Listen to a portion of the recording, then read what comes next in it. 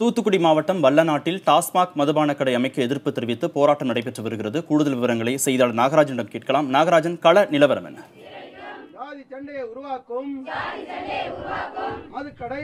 கார்த்திகை, கள நிலவரம் நேரடியாக பார்க்கலாம். இந்த கடை என்பது இந்த நாம் பின்னால் இருக்கக்கூடிய இந்த கடை தான் டாஸ்மாக் கடை. இந்த கடை திறக்கக்கூடாது என்பதற்காகத்தான் இவர்கள் இங்கு கோஷம் எழுப்பி கொண்டிருக்கிறார்கள். இது காலை முதலே இந்த டாஸ்மாக் கடை திறக்கக்கூடாது, அதை இன்று இங்கு புதிதாக இந்த கடை திறக்க இருந்தது.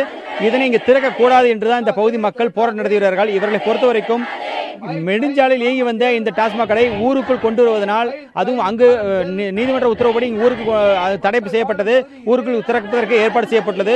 இங்கு ஏற்பாடு செய்யப்பட்டுள்ளதனால் சுற்றி இருக்கக்கூடிய 7 கிராம மக்கள் சுதந்திரமாக நடக்க முடியாது என்கின்றார்கள்.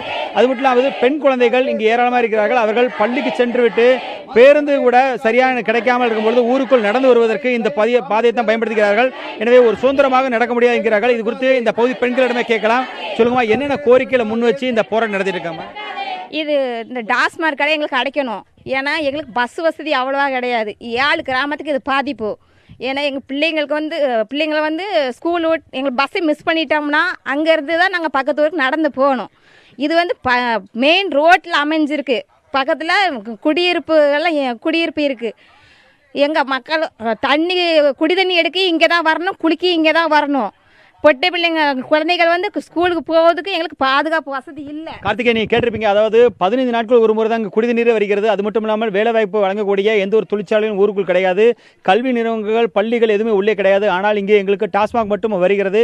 இதற்கு தான் நாங்கள் எதிர்ப்பு தெரிவிக்கிறோம். ஊருக்குள் மக்கள் சுதந்திரமாக நடமாட முடியாது என்கிறார்கள். ஒரு பாதுகாப்பற்ற தன்மை உருவாகும் என்பதால் இந்த கடையை இங்கே திறக்கக்கூடாது என்று தொடர்ந்து போராடி வருவதாக தெரிவிக்கிறார்கள். கார்த்திகேயன்.